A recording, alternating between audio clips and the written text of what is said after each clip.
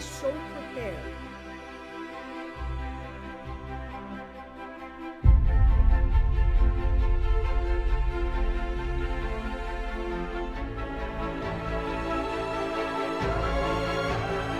That I know can help me.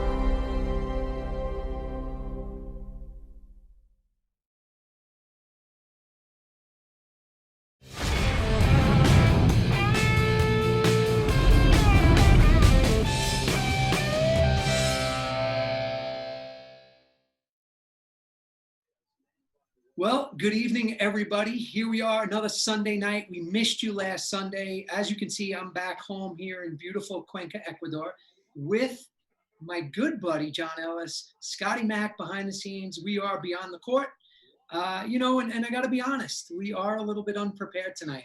There was a little bit of flustered movements going on. There was an incredible tennis match, which we'll get to. Usually I have this, super prepared monologue. And, that was really Ellie's doing. Ellie said, no, man, I like when you do that. I want you to start off with something. And as you can see, I have nothing. And I always say I'm not a scripted person. So I'm just going to talk and see where this goes. So, first off, I do want to say, send condolences to the families of two fellow racquetball players that are in our community and family who passed away way too sudden, way too early. Chris Poucher and, of course, Ty Kelly. And, it sucks. Death sucks. And it hits us all. It hits us all, when we least expect it, when we don't want it to happen, and nothing is promised, right? We hear all these cliches growing up. Ellie and I grew up together. Tomorrow isn't promised, and live today like it's the last day. And, you see things like that happen, and maybe they don't hit you directly because maybe, it wasn't your relative or close friend. In this case, it's two people that love our sport and they're part of our family. Just most recently, and Ellie, this is news to you, my cousin Charing, her 24-year-old son was in a really, really bad car accident, and thank God he's okay. He's in the hospital and he's recovering, but this just happened 2-3 days ago. And it makes you reflect and you see what's going on around the world, whether it's in the United States or in foreign countries all over. But there's a lot of tough stuff going on. And at the end of the day, it's, again, we have to look in the mirror and be accountable and be responsible. And it's how we act as human beings. Ellie and I, all the time, we talk all the time. We don't agree on a lot of things, but we agree to disagree. And it's not going to end our friendship. And we know that, just because you like this or I like that or this or that, we just talk about it. It's great. It's healthy. We get through it and we move on. And it would be great to see everybody else do that, because the truth is, right, you really want to fight with each other about things that really you have no control over, and not talk to each other and be angry with each other. Is it worth it? Chris and Ty certainly thought they were going to be watching this show tonight, and we hope they are still. So it's time for us to really check ourselves. At the end of the day, we have to be accountable and responsible for our decisions, the way we act, the way we treat others. And, that's really some of the stuff that I've been thinking, Ellie, and that's where I'm at. Yeah, I hear you, buddy. And I agree with you. And, that's one of those things that we do agree on, is that there's going to be moments where, we don't agree upon the conversation that we're having, the topics that we're having, but we've learned a little bit from each other over this COVID. And you've taught me a lot about, a variety of situations, and it's continued conversation, and it's fun. But, you mentioned Chris and Ty, and for me, obviously Ty hits close to home. I haven't really talked about it much. I informed some people today because the day it happened, Darren McNally let me know. So, it's emotional for me. For me, Ty Kelly, I'm going to miss seeing him. I'm going to miss talking to him. I'm going to miss knowing that, there's someone like Ty who really, really would look out for me, not only as a young boy, and believe it or not, my parents actually had him, quote unquote, babysit me at around 8-9 years old, somewhere in there. And which is, some people might think that's kind of crazy on Pat and Dave's part, but he took care of me. He really was a loyal friend, good friend. even though these last couple of years, my dad and him on Facebook, if you follow them, would be at each other's throat, politically opposite of each other. But still, when they see each other in person, there's so much love there. So I'm gonna miss seeing Ty. There's so many racquetball players out there from this area and across the country that feel for Ty, feel for Ty's boys. He's raising his grandsons here late in life. Um, we're gonna hope for the best for them, and I certainly look forward to following their growth and hoping to see them, often enough so that the connection to Ty will be there for me through them. And so, it's sad and emotional thinking about it right now, and Sorry. that's really what I want to say about it. So I'll pass it back to you. I'm gonna miss my buddy. That's okay, buddy. It's good. You were with me when I lost one of my best friends, Spike, and from that day, I knew that he was going to be with me forever. And but I do want to ask you this, and this came from Scotty Mack.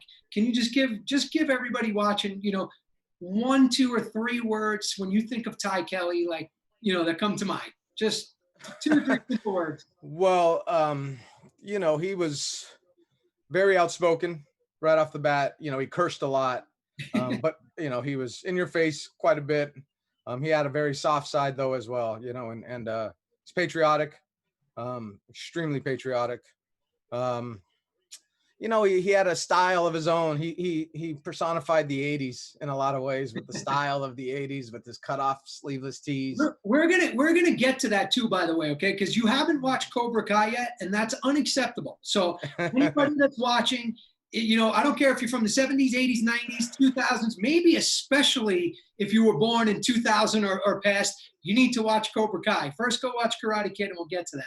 Yeah, let me finish about Ty because that's a lot of us are going to remember Ty from our Quail Lakes Athletic Club days here in Stockton, California, and he was involved in other sports besides racquetball. He was a big time diver and he was in water polo big time. So again, we'll miss Ty and we'll think about him and talk about him often. Well, he's lucky to have a friend like you, and he did a good job with you, buddy, because you were never a problem, back in the day. So whatever he did when mom and dad weren't there to bring you to an event, he did well. And Chris Poucher, for those of you that don't know, Chris was a huge supporter of racquetball in general, whether it was monetarily or just he was always at those events. I didn't know either one of them so well, but I knew them both enough that they definitely deserve our condolences and respect. So Ty and Chris, we hope you're watching, and we hope you're smacking the ball around and definitely not judging us right now because we are judgeable, Ellie and I. So Ellie, we just watched at least the end of an incredible U.S. Open match. We're going to bounce a little bit tonight. We're going to come eventually with Roland Keller, who is representing Bolivia, where the Pan American Championships and the Junior World Championships are scheduled for December. Now, we really don't know what the story is as of now. Roland's going to join us later, and we'll bring him in. But first, we're going to talk a couple about some current events, some current affairs. Let's just real quick. That U.S. Open final was awesome. Veronica and I watched it. We really just pretty much watched the fifth set, which was all you needed to watch. So hopefully this isn't a spoiler for anybody. We won't mention who won, but I could tell you that, Impossible not to mention, Sudsy. Impossible not to mention here.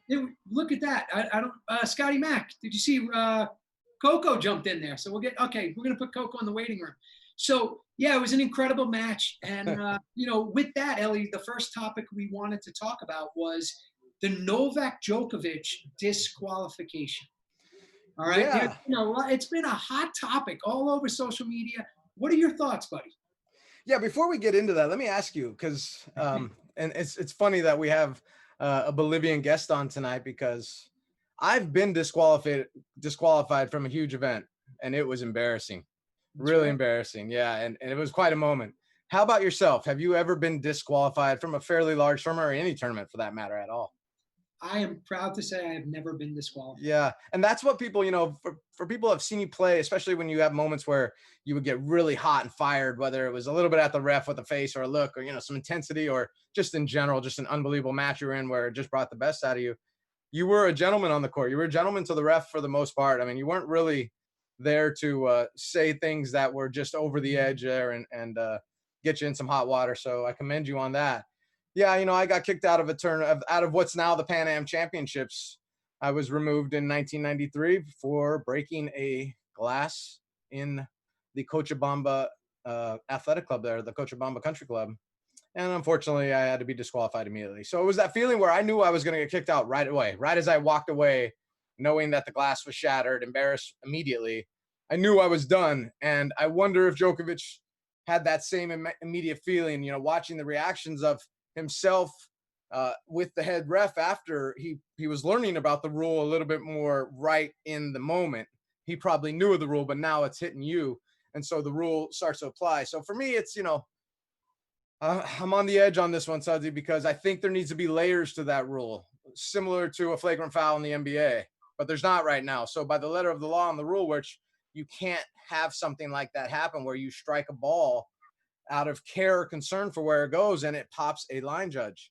I'll get back to line judge in a second here, and maybe give me 1 second here, but he did it. You can't deny that, and he didn't deny that. So he owned up to it too, the right way, I believe. So he'll move forward, but I don't love that it was a full tournament.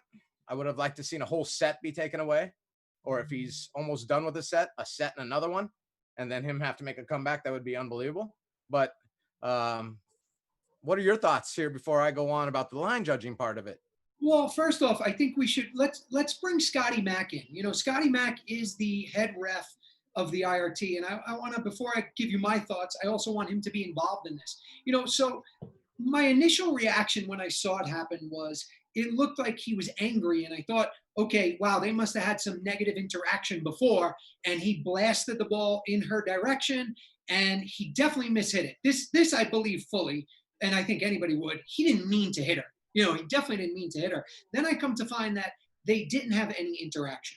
There was no interaction. I think we're going to bring Scotty Mack in at the end to discuss it, but that's up to Scotty Mack. He's the producer.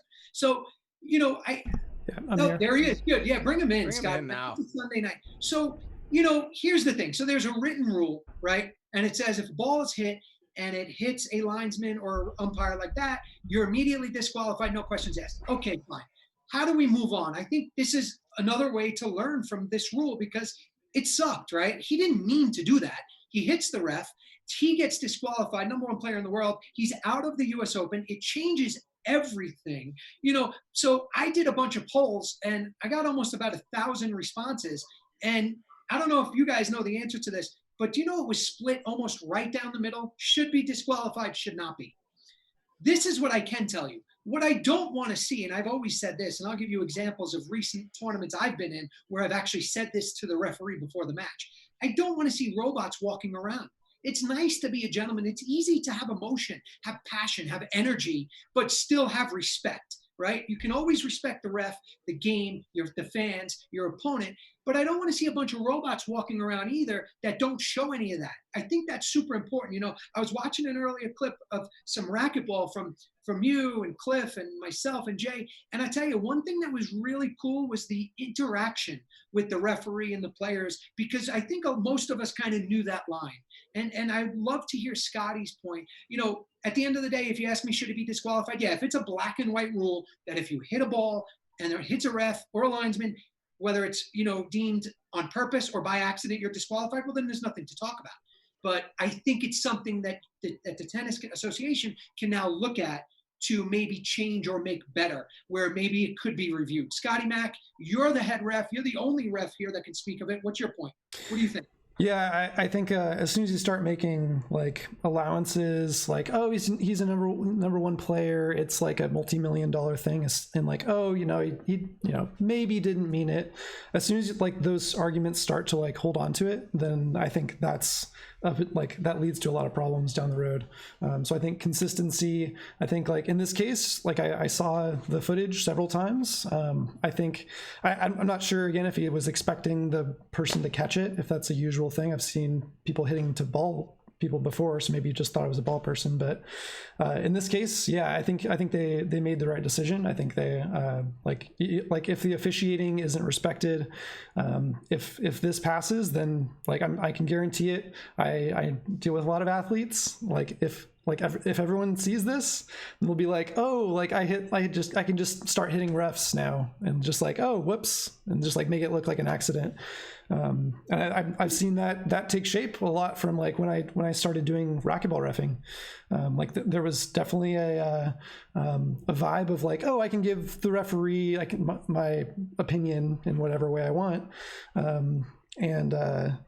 yeah, I think that leads down a very, very deadly path, like the longer it can go. So I've got like pretty clear things that I consider in and things I consider out. So if someone like hit me with a ball or something, that'd be out for like no like not even a question about it.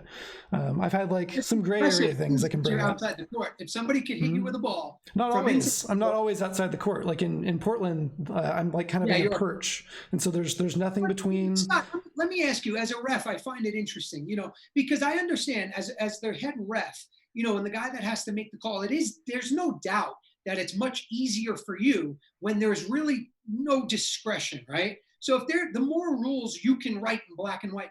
But let me ask now, everybody watching, as a fan and spectator and a sponsor even, do you want to see some of that interaction? Do you want to see some of that emotion? Do you want to see some of that competitiveness, as Ellie said, like a gentleman with respect? I believe, I have confidence in you that I would trust you and your discretion, but I understand how that would make it difficult. So you're a player, you're a fan, you're also the guy in charge of reffing. Is it that easy for you, just black and white? Like the better the rules are black and white, the easier it is, the better it is? Oh, totally. And you'll see that with some of the changes I've made to the rules, trying to get rid of the gray areas, get rid of things like that. I've even like made distinctions of like, I'm good with someone saying like that's a terrible call or something like that. Like players say that all the time. But when it switches to like attacking identity or something like that, that's where I draw the line. So if they say like, oh, you're like the worst ref I've ever seen, all right, technical, very easy. Like we have very few instances that will escalate to forfeiting an entire match in this case. So I'm not sure if tennis has like more granularity as well for different stuff, but it's definitely a consideration. Ellie, that's where I get into it. Yeah, I mean, again, I'm with you. If it's black and white, then he did it, and there's no doubt about it. I think there's a little bit of edge to him there. He lost it for a second, and he knows there's a group of lines people back there, so it's a possibility if he just really would clearly think about it, have a second. He knows that, but he doesn't clearly think. He reacts in the wrong way, but just slightly over the edge, not even like super aggressive about it. So it's an unfortunate situation. I think there can be layers to that. Now, the ball hit her in the throat, so that's dangerous. More so, any facial area can be really dangerous, right? So I've got, I think it's a situation where tennis could go younger in the lines people. I kind of constantly see a little bit more age there on those calls, and I understand it's probably a huge volunteer system within the tennis world that brings this out here, and it's great and everything, but this is the biggest tournament in the world, one of the 4 biggest tournaments in the world. Man, I want young eyes, I want young reflexes, I want young instincts out there. And when I say young, I'm talking like in your mid 30s to late 20s, in that area right there where you're at your peak. I don't know why tennis wouldn't want that as well, but hey, that's I don't want to get too deep on that side because I don't feel that strongly about it. I just feel like it could get better. But that's interesting. And Scott, because I even read and saw a lot of places where, what is the linesman doing? Like, where's your social or physical awareness? Is there any responsibility? I got news for you. If I'm that close to any sort of a ball moving, I'm going to be watching the ball, the player's racket. Now, listen, that doesn't make it okay. I am not justifying what you did by any means.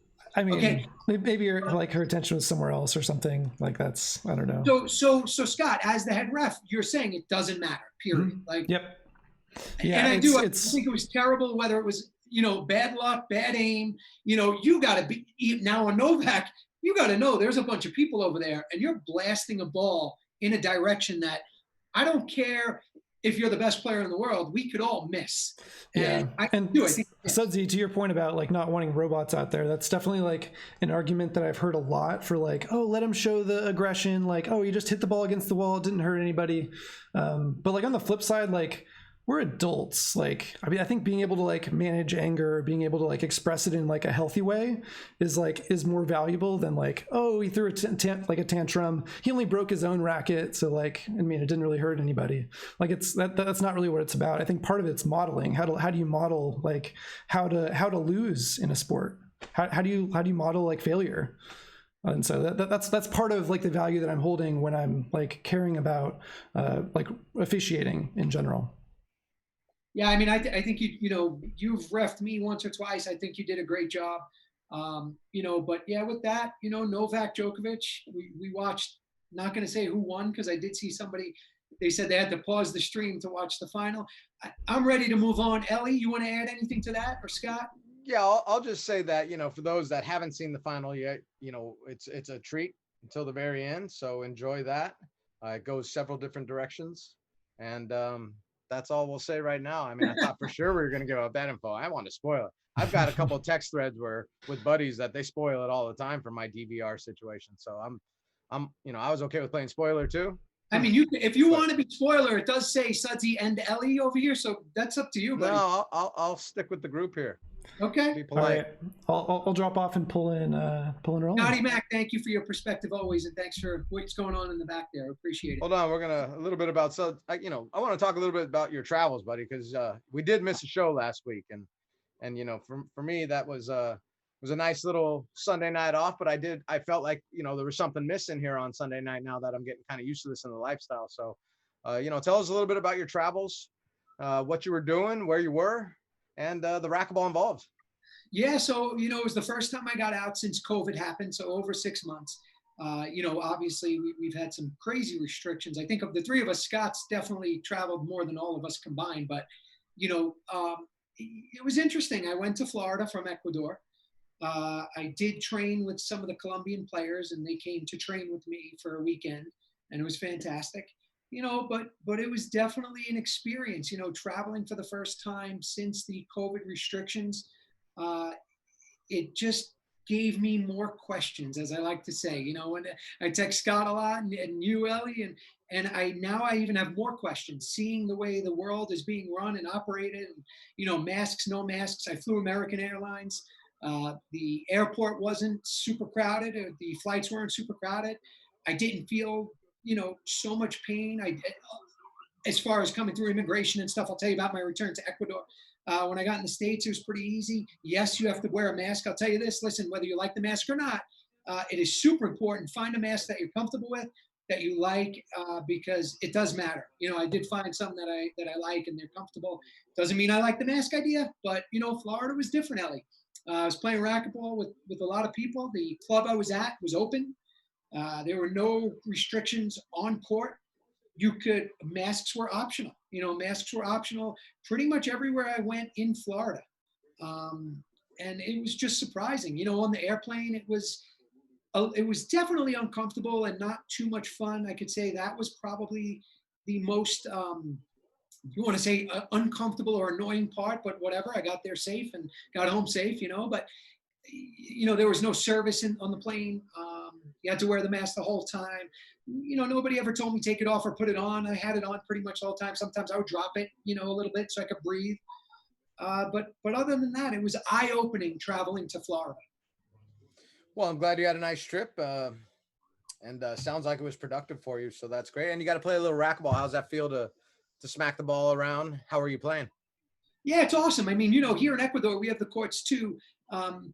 We have the courts available here, so we can play. We have private courts available, so they're not open to the public yet. So the national team's not training yet, but we're fortunate enough. Veronica and I have access to the club here, and we've been playing. So yeah, it was awesome to get on the court with guys like Eduardo Garay and Juan Pablo Rodriguez, and those guys are doing some good. They're doing some good things. And, Francisco Fajardo is really putting a lot of support into Colombian racquetball as well. And it was great to play with some guys that can crush the ball and see what that was like. And, of course, I was with my partner, Shane DeWitt, down there. And also one of the guys I'm training from Florida came in for a few hours of working out and training, and that was great. But it was nice. It was great to be on the court and smack it around. It made me excited to potentially represent Team USA at some point this year. Who knows if that's going to happen. Well, that's what we're going to talk about here, and I'm pretty sure It's that time, Suds, to bring in our guest. I know he's been waiting for a little bit. Scotty Mac, send him in, and thanks for being there. Here comes Roland Keller. Oh, that's a cool picture. Yeah. What's up, Coco? Scott's gonna set you up here. So Roland is down in Bolivia, everybody, in case you did not know who Roland Keller is. Looks like Coco. Okay. You're Yeah, good, yeah, buddy. yeah. Thank you, Scotty. So Coco, what's up, my friend? How are you? Good. How are you? We're good. We're good. Thank you. Doing great. Thanks, buddy. All Hey, is John. Good Nice to to see you, Roland. I know it's nice to see you too. It's been too long in person, but I know that'll change here soon enough. And it's been fun to follow your progress. I feel like I was there from your early days of seeing you on the team early in your career, and now you're one of the veterans for sure. So congratulations on everything, buddy. Thank you, John. So for those of you that don't know, if you don't download my app, you're never going to know if Roland or Coco, what he likes to be called. So you got to go download the app and watch the personal interview with Coco, and he'll tell you. So Coco, all right, let's get right to it, my friend. You know, first off, you're in Bolivia, and the Pan American Championships and the Junior World Championships are scheduled for December in Bolivia. So first question is, what is your role besides one of the best Bolivian players and on the team? What is your role as far as knowing what's going on with those events? For what I know, I think it's not exactly sure the date for the tournament, but I work for the government here in my city. I live in Santa Cruz. It's where the Pan Am is going to be, and we're working for the tournament. Our director, he tell us that we need to be ready for December, but we know that it's not for sure the date, but we are going to have the facility, the courts, everything for that date. So we are getting ready for December, but we don't know. It's depend of the situation of the world, because we can have a situation here in Bolivia, in Santa Cruz. We're getting better. We're getting progress with all the pandemic and all those things, but it's not just Bolivia, it's the whole world. So I think they have a meeting, I don't know, September for these dates. I'm not sure, but we're getting ready, like I say. So Coco, tell me though, are the courts open right now in Bolivia? Are Ellie and I able to travel to Bolivia, and could we get on the courts and play racquetball? The courts from the government, it's not open yet. It's closed, but some private courts, some private clubs, they already opened the court. So I practice in a private facility, and I'm starting to play again. I think, John, you know the Urbari Racket Club. Right. I've been there, and there's, it's an awesome club with, I want to say like 5 or 6 courts down a hallway, which is kind of 5. half outdoor, half indoor covered, but a beautiful pool right next to the courts. And I had an awesome evening of playing against a lot of different Santa Cruz players when I was there. I mean, it was a fun night. Jumped in the pool right when it was done. It was hot and humid. It was a great club, Suds. And so I was going to ask, are those courts open? And it sounds like they are, Coco. So, are there any restrictions to play? Is it only singles, or can you play doubles, masks on, masks off? What's going on? The first 2 weeks, it was just singles, but now as every day is getting better, the things here, now we can play like doubles, and before that we had to make a reservation for just an hour of courts, and now we don't need that. We just go and practice whatever we want. So that club that you speak of, say the name of the club again, please. Urbari Racket Club.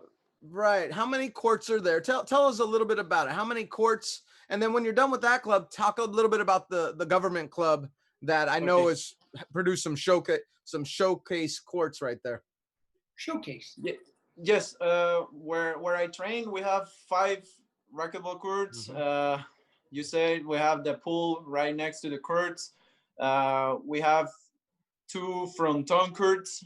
It's like an outdoor for you, but you know the sport is kind of big. Huge. We have 3 tennis courts. We have the gym. We have sauna, jacuzzi, all that. It's a nice club and is very close to my house. Is close to Natalia's house. We have a lot of players that live in the area, so we train together. And the facility from the government, it's a nice facility for racquetball. We have 8 courts. We have 2 courts, stadium courts, like I like New York, where you have glasses in the side walls and that. We have like 2 Long of those. Island, like the Long Island Club. Fishbowl. We call it fishbowl. Exactly.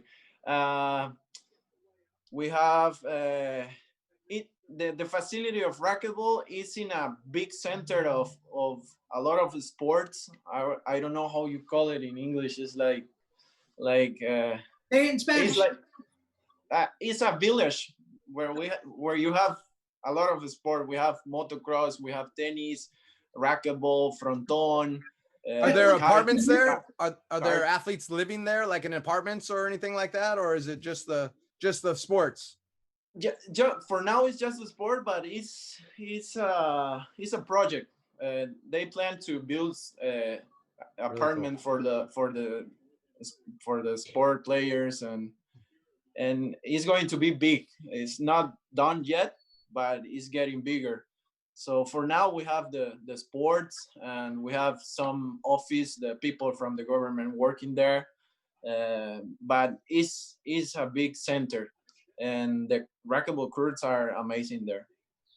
You know, Coco, it's incredible. Many people that are watching, they don't understand how much government support players outside of the United States receive.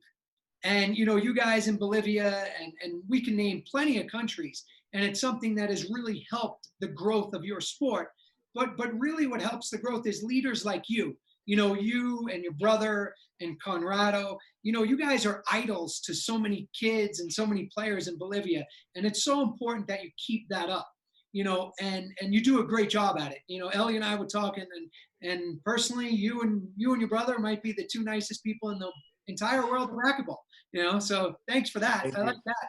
But I do, you know, does Bolivia have its national team set? Did you have a qualifier, or do you have to re-qualify again? I hope no. I'm thinking that we're going to be the same team that we already qualified in January, I think. Similar situations. Yeah. So for now, I'm thinking, and I think I'm going to play. So Coco, okay, so the Bolivian team qualified in January, and that was for the Pan American Championships and the World Championships? No, it was just for the Pan Ams. Okay, so you didn't have your World Championship qualifier yet? No, not yet. Okay, very good. Okay, interesting. So you don't know, though, if they'll make you re-qualify for anything right now. They haven't said. For now, we don't know nothing. Well, I mean, I figured it'd be really hard to really start planning for that, because I mean, we're just getting into courts being open. Santa Cruz has some health club courts open, but not the government courts. What about Cochabamba, La Paz? What's going on? Are they playing there? Are they playing racquetball there in those 2 big cities? I'm not completely sure, but I know that like 2 days ago, the government made a paper, a document. I don't know how you say it. A document. Yeah, that that it says that now we can go to any courts. Okay. So we have the how you say, the positive to go and train from the government. Yeah, we understand. I mean, it's open now, so things are just beginning to open right now, which means then, you know, possibly you'll have your you know, qualifying events that are necessary to have, or in the situation like the United States national team, adult team themselves, What situation is that?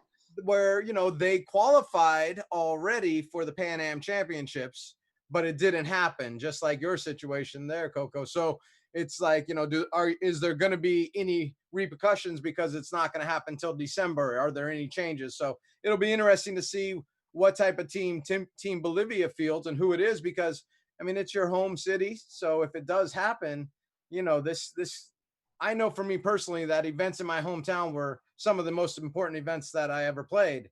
And I'm assuming that's similar for you in your situation, correct?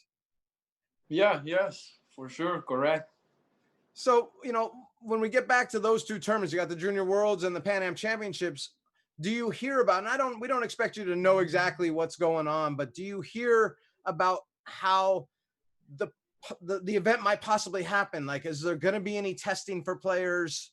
Or is it just going to be, you know, a temperature check when you enter the club, keep your masks on when you're not playing your match? Are we basically to that standard, or is racquetball going to go above and beyond that, like some of the other professional sports? I'm not sure, but I think that we're going to be depend of the situation of the city here in Santa Cruz. Probably we are going to have all those things, but I'm not completely sure. Like I said, it's depend of the government, of the city, of the situation, and that. Go ahead, Ellie. Go ahead. Yeah, I want to know if you think these two events are actually going to happen, Coco. I'm Yeah, kind of at that spot already. Like, Yeah, Coco, do you think this is realistic in December of 2020, the worst year that any of us have experienced? And doesn't matter what age we are, really. Time out. Tiempo. Coco, we say you're the nicest guy in racquetball, along with your brother. You cannot lie. No mentira. Do you think the events are going to happen in December in Bolivia? Well, like I said, we are working. Our boss tell us that we need to be ready for December, but I think that is a strategy from him to make us work and be ready for December, but probably it's going to be next year, January, February. I'm not sure, but it's better to be ready before that, right? Okay, so then we aren't going to buy our airplane ticket yet. No todo bien. Okay. No, I don't think so. You know, I think the one thing, Sudsy, that you can expect is that the Bolivian racquetball community will be ready whenever the tournament decides to happen. I mean, they're leaders in the sport right now, along with Mexico, and you know, United States still to a certain situation there. But you know, Bolivians they love racquetball so much and gather to watch it, whether they're players or not. They just enjoy watching it in person and probably on television as well. So, you know, my two kids made the junior national team, Coco. So the possibilities of flying all day to get to Santa Cruz, Bolivia are there for me once again. I did not think I would return, and then this situation happened in my life. So I'm really dialed in on seeing if this is going to happen, and curious. My son is certainly motivated because he only has 2 years left, and this is his first time on the team. So he's heard a lot from his dad about how awesome Bolivia is, and it's I've told, you know, all my friends and outside of racquetball, and certainly a ton of people in racquetball, that Bolivia is my favorite country to go to outside of being in the United States, which is fine. But Bolivia was my favorite country to travel and play racquetball in, and I've had some bad moments there too. Certainly, I explained that earlier, getting tossed from a tournament. But you know, talk a little bit about why a place like Santa Cruz or even a Cochabamba or La Paz, why are those destination cities for racquetball? Like if I have a group of 8 diehard racquetball friends here in Northern California, and I say, look, you got to travel to a couple cities in Bolivia and play racquetball, I can set you up. What would they expect to do? Like, how would that be possible? First thing they do is stop at Ecuador, and then they go over to Bolivia. Oh, okay. Okay. Like you say, the racquetball here is very popular. We played a lot of racquetball. It's probably the second sport, the second popular sport in our country. Imagine that. And we have a lot of courts. We have so many courts. One thing that I like here is that we have the altitude. In different cities, it's very different to play. Like in Santa Cruz, we are sea level. Yep. And then you go to Cochabamba, it's a little bit higher, probably like Ecuador. Yep. And if you go to La Paz, it's crazy. It's unreal. It's Yep. unreal. It's very fast. The altitude is some players cannot play because we cannot breathe, but some players love to play there. I actually love to play in La Paz because I hit the ball hard. Yeah, you do. So it's very fast and it works for me. But I see this racquetball difference here, like in tennis, you play Wimbledon and you play Roland Garros, kind of like that. So I like that. I think it's cool. Yeah, I agree with you. I think it's cool too, you know. And the other thing is, you guys add fronton to it as well, with I believe 3 walls, right? But very, very long courts, and you're crushing the ball from deep, and there's specific rules on where the ball has to be on the front wall, I think, or whatever that case is. It looks like long, tough rallies that are exhausting, and you seem to draw great crowds, which is another form of racquetball style of play. Yeah, the fronton is very popular here too, and we probably have more fronton courts than racquetball. Wow. And it's a different atmosphere. It's kind of like outdoor there, and the people bet for the matches, and now we are starting to getting big because we have like kind of like professional tournaments where we can make some money, and you can also play with you have to play with 4 players, like two big. Yeah, it's too big, and one plays in the front, one plays in the back, and it's like you say, it's exhausted because we can play like 3 hours. Years ago it was like tennis, 5 hours or something like that, but now we have times for the sets. You can win by time or you can win by points. Right. It's kind of like basketball. Right. And you have shots where you can make 3 points, 2 points, and it's very fun. To me, it seems like a combination of outdoor racquetball and highlight in a lot of ways. You know, highlight being so popular in down in southern Florida and I'm sure other Latin American communities and countries. But so I'm kind of curious, Coco. Las Vegas is coming up. I'm sure you're aware of this outdoor tournament in Vegas. Have you ever been to Vegas? First of all. Yeah, I played a tournament twice. Okay, great. You're already experienced with it. So, what about the progress of outdoor in Bolivia? Are there traditional outdoor courts? And I know those can change, but something similar to what you see in Las Vegas or what you have maybe in Huntington Beach, California. Is there any momentum for that in Bolivia in any of the cities? Or is fronton just too big already?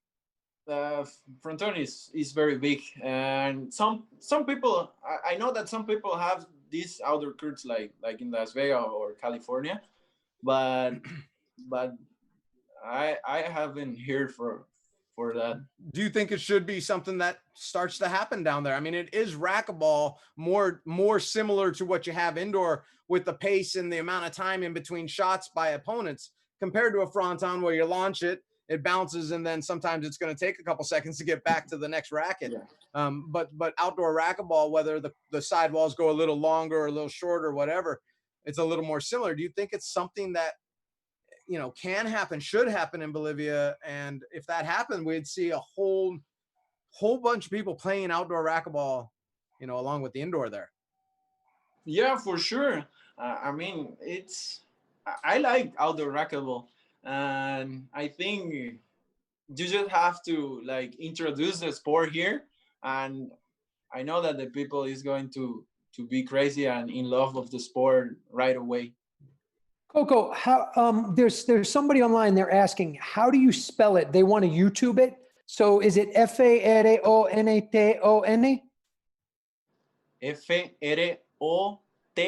Froton, yes. So it's Fronton, yes. Fronton. Yes. Fronton.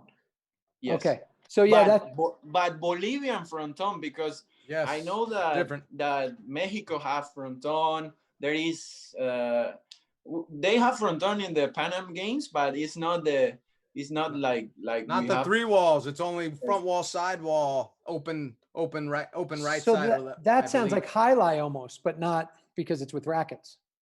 Yeah. Now with the fronton here, we play with the racquetballs, rackets with the racquetball ball, and that's why. There's no doubt, you know, Ellie and I travel the world. A lot of the people that are watching, they don't get the opportunity to see the players from all over the world. But there is no doubt about it that sport has helped develop you all as players. You know, one of the training tools that I offer to players that I train, and you guys do this and you've been doing it your whole life, is I always tell them, I want you to find the longest distance possible that you can get from a wall. And I want you to just hit racquetballs, you know, at a low level. I want it to stay on the same plane and increase your power. And a lot of people don't know this, Coco, but, you know, Coco is one of, if not the hardest hitters on the planet. You know, he's known for that vicious forehand that just comes at you like a comet. And it's really fun. If you could, you know, maybe YouTube some of Coco's matches, you'll see him, you know, he winds up and that thing just comes out out of a catapult. And I'm not exaggerating, you know, so anybody that you've ever seen, he hits it just as hard, if not harder. I promise you. So, you know, Coco, you do a ton of CrossFit too. And I know you've been doing it. How much do you think that helps you in your racquetball game as well? Well, I do CrossFit because I love CrossFit. I love the feeling. I mean, I like to work and be dead after workout, and that's what I love CrossFit. Of course, I know that CrossFit at some point it can help me, but they have some things that cannot help me. So That's smart. I can say that it's like maybe a football player like to do mountain bike, something like that. Is because they like the bike and he's a soccer player. I don't know, uh, but I know that it works for my body. For a lot of we have a lot of resistance. That how you say. Yeah. For the CrossFit, and We, that's one of the things that I love CrossFit. Yeah, you know, it's interesting to hear you say that because I'm one of the people out there that I don't think it's a great thing to do directly correlated. It's not racquetball specific, but it certainly does give you a lot of benefits and it could help you. And I always say this too, that, you know, physical training is mental training. It's mental strength and conditioning. And CrossFit right now for sure, but it's just one of those sports, bro. You got to be careful. You know, I see all Yeah, this, yeah, you know, it's yeah, for definitely sure. something that I work CrossFit and also do my specific for racquetball preparation. You know, on that note, Coco, since we're talking about you as a player right now a little bit more than the events, and maybe we'll get back to the events here in a little bit, but you know, you are a great player, certainly a world-class doubles player and an awesome professional singles player. You know, how old are you right now? I'm 30. 30. So you're at that magic age right there, right? You know, 30. like I said, about 12, 14 years ago, I saw you starting your progress with the national team as a young player, just coming out of juniors. And here you are now as one of the veterans. You know, what are your goals in racquetball going forward? You've had some nice accomplishments in the past, but what's now left for you as a player in racquetball that really excites you? Well, I want to we just make history for our country in the Pan American Games. We won the first gold medal for the sports. Yep. So that was amazing for us. But I want to keep winning if I can. I want to keep playing probably two more Pan Americans. So we're talking about probably 8 years, and you probably have heard that it's we have a little opportunity to be in the Olympics. So I'm dreaming with that for sure. Yeah, the word is in Los Angeles. There's a small opportunity, especially if the Mexican organization federation can really get involved and be a huge influence there, especially with the games there in Los Angeles. So it'll be interesting to see. And Sudsy and I understand that type of dream as we once had as junior players coming out of it and being able to play in the first Pan Am game. So it's commendable at 30 that you see another potential 8 years involved in this, since the Pan Ams are another, every 4-year event. But I'll tell you, Coco, you've got some challenges ahead of you with that, because you do have one of the fiercest junior national teams out there, and you've got a bunch of young players. So, as a representative of Team Bolivia and Bolivian racquetball in general, talk a little bit about a couple, maybe one junior boy and one junior girl that we should all be on the lookout for in the near future. I have to say that for men's is going to be Gerson Miranda. He's from Cochabamba. I think he just won the junior awards in Costa Rica in 18s. And for the girls, I another would one that say just blasts the ball. Miranda. yeah, exactly. Just crushes it. Yeah.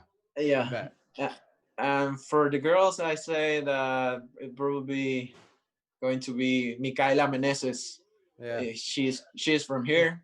She trains with my brother, and she is also make the team for the first time for the Pan American Games in the open division. Yeah, and we're aware of her from the stay home battles that we hosted, and she was solid in that. She was performing. So you and your brother are two very well known players here, and I'll say this, and I'll tell you this: when I traveled through Bolivia that time, it's been a while now. I believe Carlos was 14 at the time, and I had already played in La Paz, and I had already played in Cochabamba, so this was my last stop in Bolivia. And I had played Ricardo to a tough tiebreaker in a nice exhibition there, and it was fun and everything. Ricardo Monroy, for those that aren't sure I'm talking about, he was kind of a legend, right, in racquetball there in Bolivia at this stage and age. We'll bring him on sometime, yeah, for sure. Fun guy, great guy. Yeah. And I played Carlos Keller, and he started drive serving me down the right side. And I said, after the match, I said to my dad, I go, "This is the best player I've played so far here." And I don't know, I don't think you and I got a chance to play that night, which is unfortunate. I'm not sure. Maybe we did, maybe not. But I played Carlos, and at that 14, he was just special with his deception of the drive serve, his ability to glide around the court and roll balls out. It just really opened my eyes to his game. And then I got to know you and see you play, and it was a slightly different style with your ability to crush balls and a little bit more powerful agenda to your game. But, why talk about the travels and the situation, why we don't see the Keller brothers on the IRT prior to COVID for the last 3 or 4 or 5 years? Like, how come a full season just isn't attainable? It's kind of hard for us to be there because we don't have too much support for the travels. It's hard for us to be on the IRF tournaments, and we're now we're working, like we have another life. Like I finished the university. I'm not working with the government. I'm happy because I'm in the sport world, but my brother, he works with he started to work with fast food. He create a fast food company.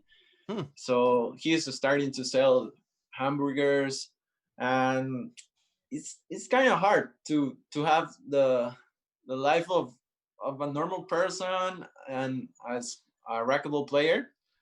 So we need to have something to live here. So that's why we work like a normal people, and that is yeah, and Normal. because we don't have the support from that we should have from the government to live for racquetball. So has that changed, Coco? So is the government not supporting you guys financially right now? Like, are you not getting, say, monthly payments like I know you once did? And is it because of COVID, or are there just other financial issues in the country?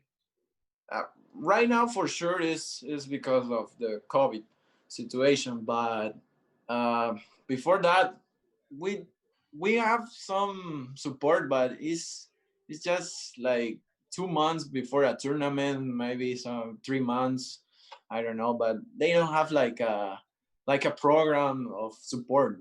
It's they just do like I think like they give us money 3 months before the tournament and they say we we give you the money. So You know, it's hard for this problem exists, whether it's IRF or IRT play or LPRT play for the ladies.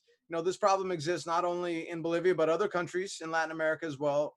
All of them for that matter. For some players that really have the dream and the game. Sometimes it's just the dream, Suds, as we know. Like, they don't have the game to really probably make a living, but they want to live out their dream a little bit, and that's okay. That's great.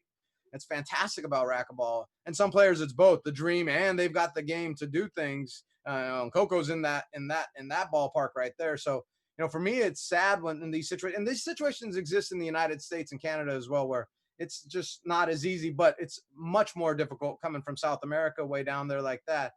So it always is brought to my attention, like, if that being the case, why don't we have more professional tournaments in Latin America? Why aren't there 6 of them in Bolivia, supported by local industry, supported by local business there? Because when I see the fanfare for Bolivia, and I've lived it down there, I just feel like it's incredibly sellable to Bolivian companies and even companies inside Latin America in general. So, do you foresee a time where there could be more tour stops, whether it's IRT or competing in Latin America and Bolivia? yeah, for sure. Actually, I'm thinking probably in the future to work as a, I don't know, as a president of the federation or something in the federation, because we already have been talk with some companies, some big companies that knows the sport.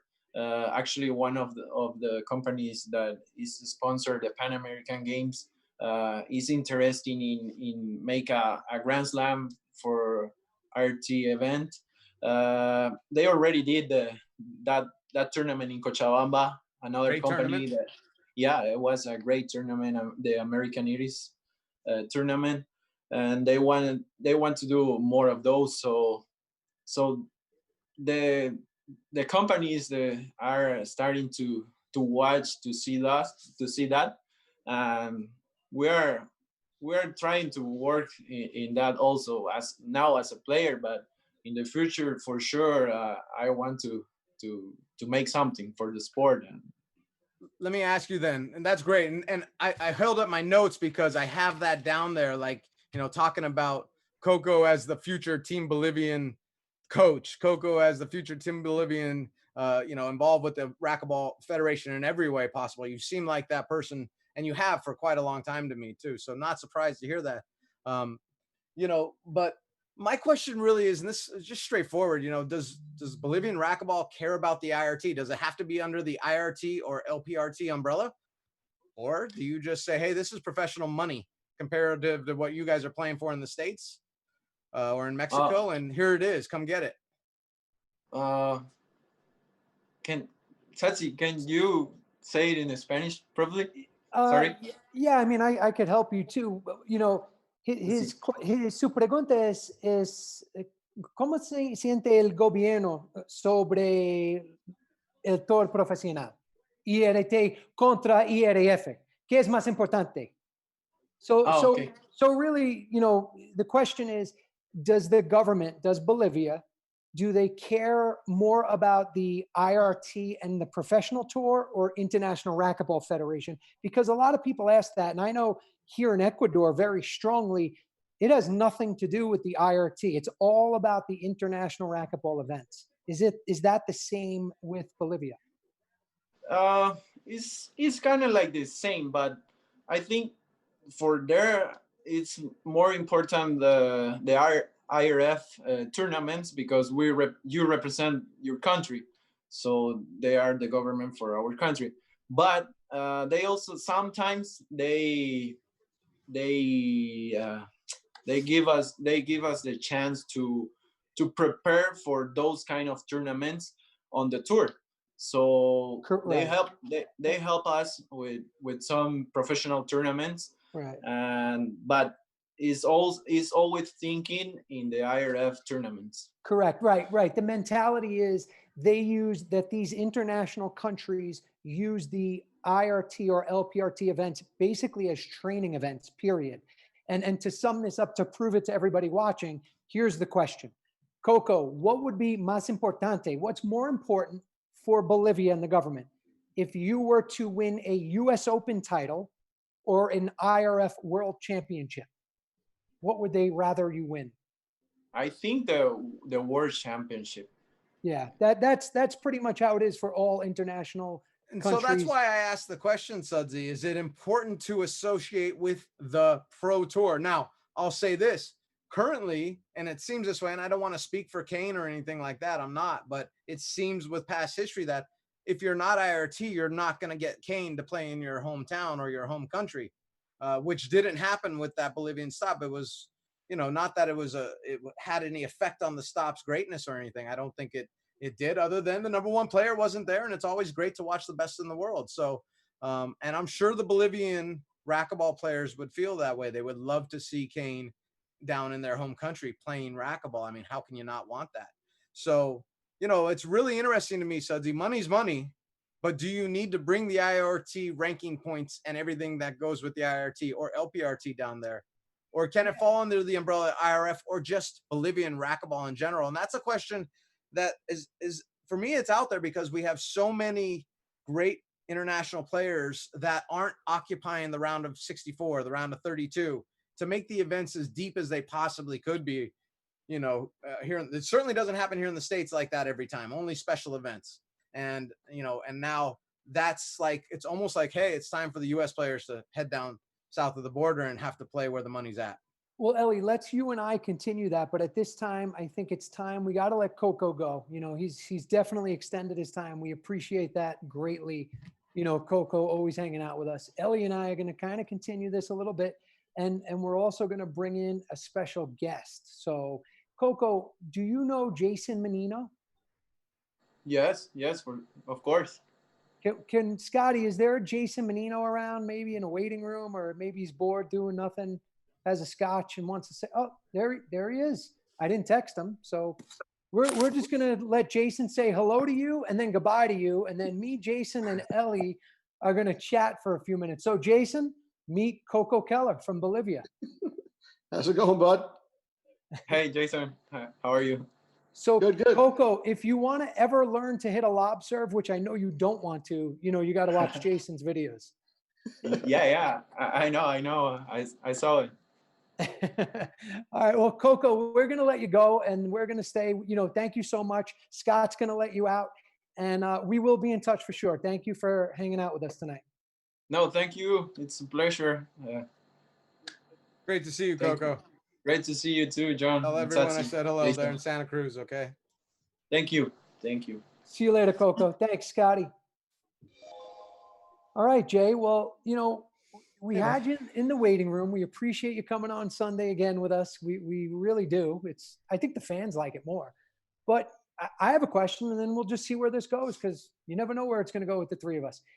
Did you ever play internationally? Did you ever play outside of the United States in a pro tournament? Or I know the answer about the U.S. team. Canada for sure.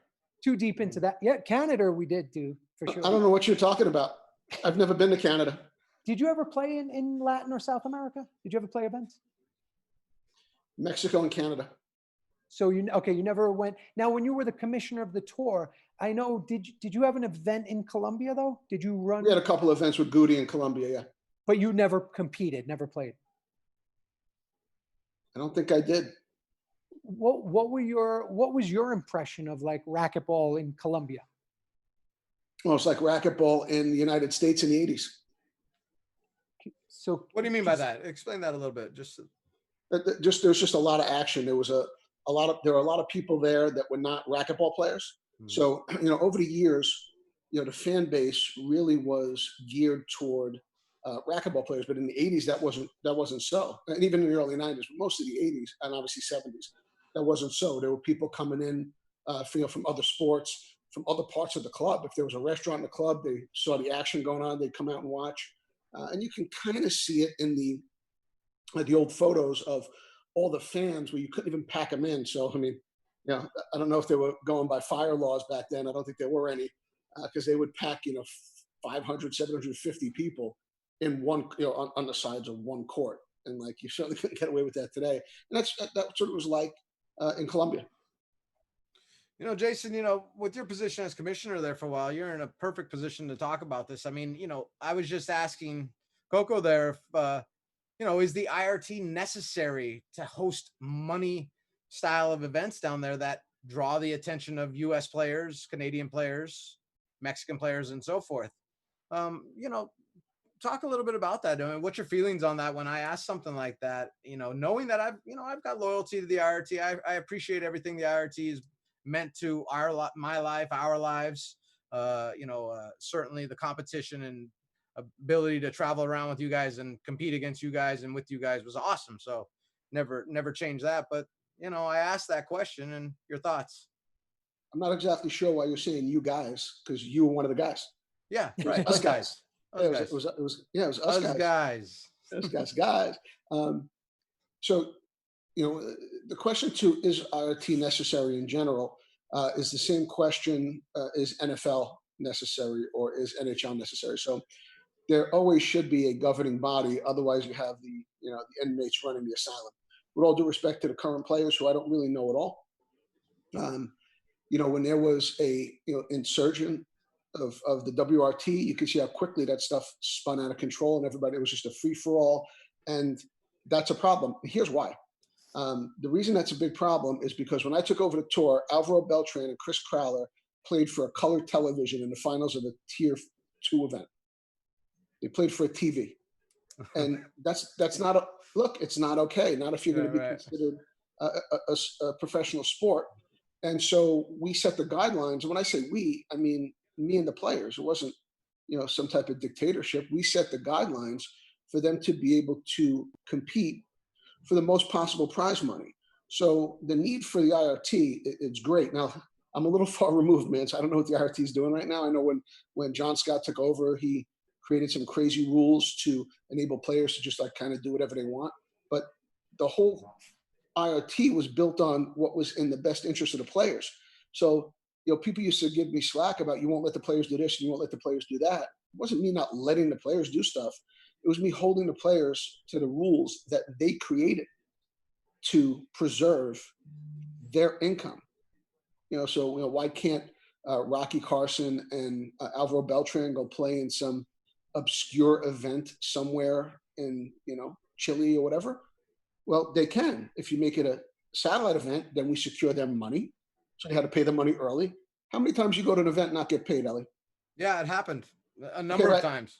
Me too. You know how many times it happened on my watch? I don't. 0. No player ever did not get paid on my watch. So the reason was because we got prize money in advance. There's a value to all of that. I remember that. I remember Jason. I'd be like, you're going where? He's like, no, money's already in the account. I'm like, all right, that was good because we've all been through that. And I agree with you, Jay, 100%.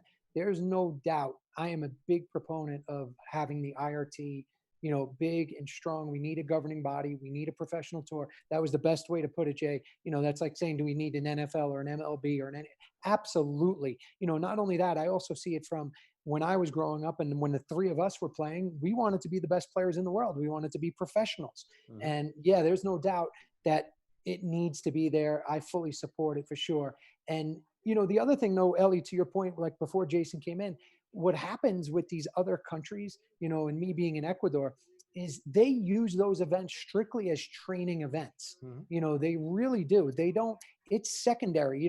If Gabby Martinez or Veronica or Coco comes home and says, oh, I want an IRT tier 1, it's nowhere near as glorified as it is if they go win an international event. And that's just because a lot how these other countries operate. Whereas we in the United States, it's all about the professionals. Because think about it, when we were playing, it wasn't about playing internationals. It wasn't about those IRF events. Yeah. All three of us, and I could speak for all three of us right now, we would see Rocky doing this and being like, what is he doing?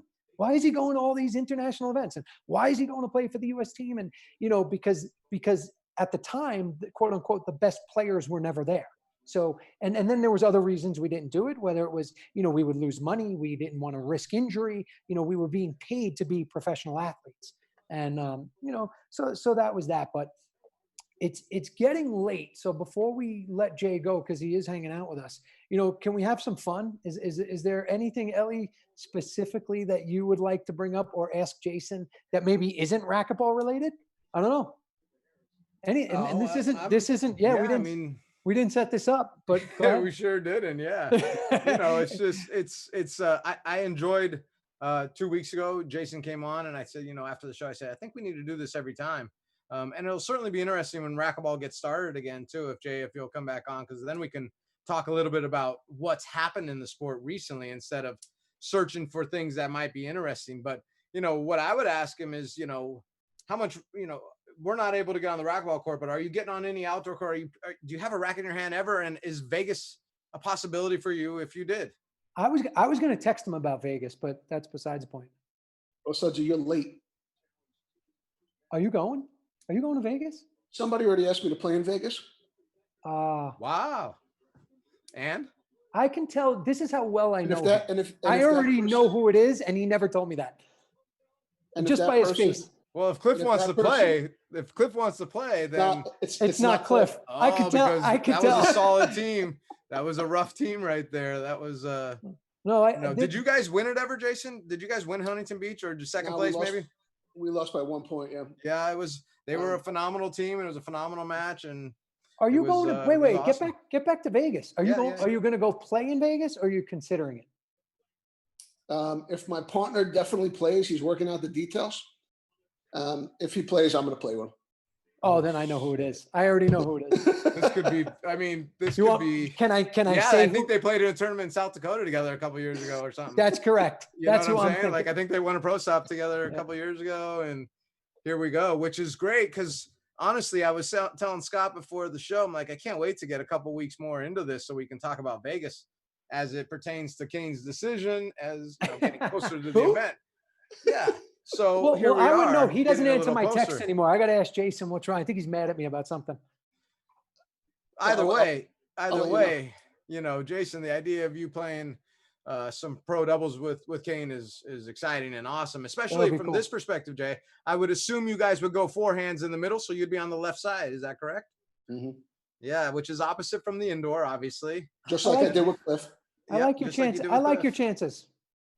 We'll see. Too. Good. I like it. That would be. Can we send a film crew just to follow them? On that note, what kind of assuming you were to play, whether it's Kane or someone else, it's Kane, obviously. He's not going to play unless it's with Kane. So that's my bet. So what kind of preparation do you put into it for a month from now? 7 days a week. Talk about it a little bit. I mean, anything you can divulge there? Like, on the courts hitting balls, you're very routine and structured with the shots. You know what shots you think are going to happen in the match. You practice those shots until you feel like you're perfect at them, and then you try to execute during the game time. So talk a little bit about that. Yes, I told my wife that if we decide to do this, that we'll probably have to go to like Huntington Beach for a few weeks, and I'm not joking. We'll probably just get a place at the beach and chill out and work from there and whatnot. And I'd have to train every day. And I'd want to be on an outdoor court every day. I know those courts are different, but at least they're 3-wall, and that would get me started. They're regulation size 3-wall. You can always play on these tiny 3-walls, but that doesn't really work. No. So I would go out there and probably spend 2 to 3 weeks out there. And even though it's an hour from my house, I'm just not going to commute in that traffic. So and my wife and I have been, tossing around the idea of having some beach time. So why not? Yeah.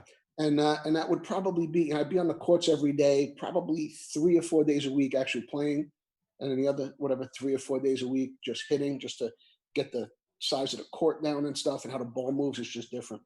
But yeah, I'm not going to play it unless I'm training 7 days a week, and I got to lose like probably 10, 15 pounds, which I'll be able to do in We got a that. That's easy. short amount of time. Yeah. Yeah, I mean, it's awesome to hear you talk about it like this because it gives people a real insight on professional mentality. You know, it gets As me I'm drinking a proud. scotch. Yeah, as you're drinking that scotch down. Scotch. As we're empty hand. Well, I'll tell you right now, I like your guys' chances. I hope you enter and I hope you play, because then maybe it will inspire some sponsors to like maybe send me and Cliff out to play, and then Yeah, Cliff look, and I can play too.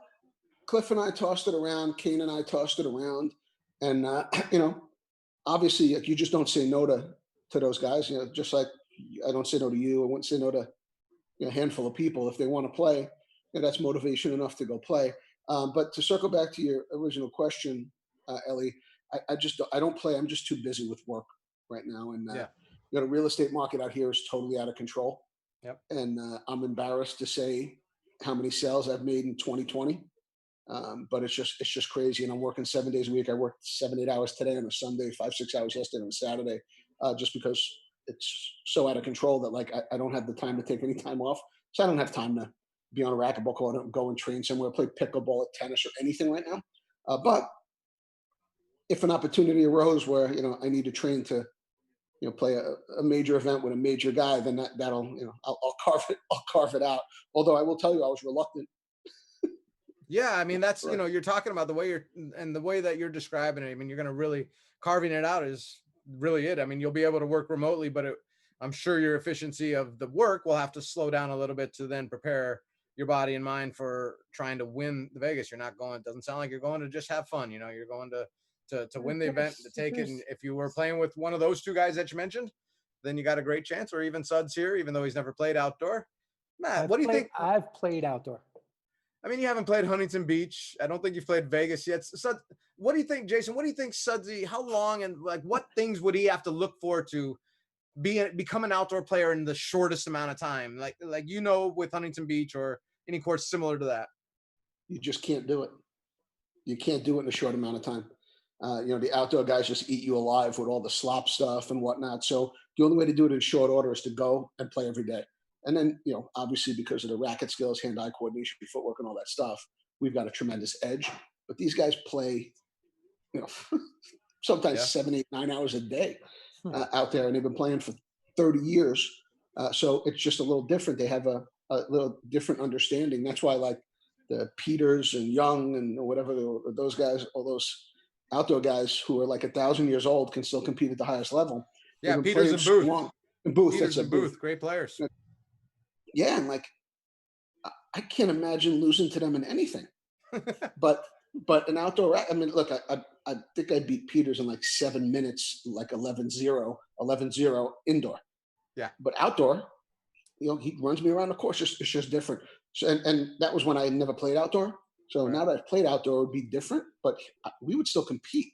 And there's no reason for me and him to compete, right? So it's just very different. So how long would it take Sudsy? If he played every day, it would take him a couple of weeks to really understand it. If he played with those guys, to see the different serves, how to kick a ball off the court, right? How to slice a ball and misdirect, right? How to hit the left side, and then the front wall, and then kick it out of the court. Like, that stuff takes time. Yeah. Now you've piqued my interest. Well, I mean, that's kind of the plan here, Suds. I mean, you know, when you hear Jason say, because he's so straightforward and honest, you know, probably the most honest person you've known in your life. So here it is, telling you what's what with that outdoor game. But yet I really dying to get me outdoor. I'm really excited to see you give it a go at some point here. Just like I'm excited to see Kane give it a go here. I hope that happens. It makes me want to tune in and watch, you know, and if it ever just, you know, happen more often and then eventually travel and watch that stuff. So Jason, I hope you play, man. I hope it works out. And you know, I know it'll be you'll be Ellie, I would commit to Vegas right now if the sponsors were there. Yeah. and I'd be ready. Just like Jay said, I'd probably actually call Jay and say, I'm coming to stay with you. You're not staying with me. Well, I got to go to Huntington, you know, and go and just play every day. Play with those guys. That's the only way to do it with outdoor, because it's just totally different. No back wall, no ceiling. It just changes the game. And the offensive shots are not all low. No, Right. Which just is different. opposite of, yeah. It's just different. and Oh, it's it- different. it's- It's Jason. It can be different at 28, 29, 30 to 32 than it is at 45 through 50. All of a sudden, Mike Peters style with all the great lobs and stuff starts making a lot more sense than trying to turn on lobs and stroke every one of them. And by the way, hitting it too low can hit right into their hitting zone Right. themselves. So, you mentioned 7 to 9 hours of racquetball. These guys can go do it. What is it? It'd be hard to play 7 to 9 hours of indoor racquetball at the level you can play at. So what are the difference? Why is it like that for the people that don't know? Well, first of all, there's a difference between singles and doubles, right? Right. It's like you definitely can't. The rallies are longer indoor, so you can't play singles indoor or really even doubles indoor for 7 to 9 hours because you're hitting 3 times your shots. Right. Right. So many Suds you'll learn the first time he actually plays a hard match that balls go out really easy. Yeah. Really, and you hit them 2 feet high, and if you hit with a little topspin, it's out. Yeah. So it's just a little different. That's the first thing. The second thing is outdoors mostly doubles. I mean, they play singles, but it's mostly doubles. Yeah. So you can play 8, 9 hours. Next is they're mostly on the beach, or a lot of them are on the beach. So they'll play for an hour or two, they'll go drink and have lunch or whatever, and they'll come back and they'll play again. And in Florida, there's multiple different types of outdoor racquetball. There's the one with the tennis ball and the paddles. Then there's the rackets. Mhm. So with the tennis ball and the paddles, you can play all day. Because you really can't hit that thing as hard as you Yeah. can. So you can play all day. And again, a lot of those are outdoors, so it's like a picnic. So you play for a couple hours, you chill out, then a new crew comes. You've seen it. People Yeah. on a normal day, not a tournament, people park their RV in these parking lots and Jay, chill all day. we talk about, we talk offline, but I'm curious, to just would love your perspective with this whole COVID, whatever we want to call it, whatever. We know the effects it has on racquetball. If you were, and I know you're not, I know you have no plans to, but if you were going to invest in indoor racquetball or outdoor racquetball right now, and you had no choice, which one would it be and why? Oh, well, I mean, I guess it depends on what the investment is. Right. So you're just going to build an indoor or an outdoor court, and that's it. And you're gonna try to grow a business, and that's it. Indoor. Okay. Indoor, because so many more people play. Okay. So that's an easy answer, because with the outdoor courts, there's just not that many of them. There's so many thousands of indoor courts at universities and then LA Fitnesses and Lifetimes and whatnot. So, Okay. I mean, you got to kind of go where, there's the most people playing. But I don't think it is an either or. I think at this point, racquetball's in a unique spot. Like, COVID has nothing to do with that answer, by the way. COVID's going to go away at some point. I'm not going to have a whole conversation about what I think of COVID, but I think it's obvious what I think of COVID. Yeah. So, that doesn't play in. At the end of the day, this whole thing is going to go away.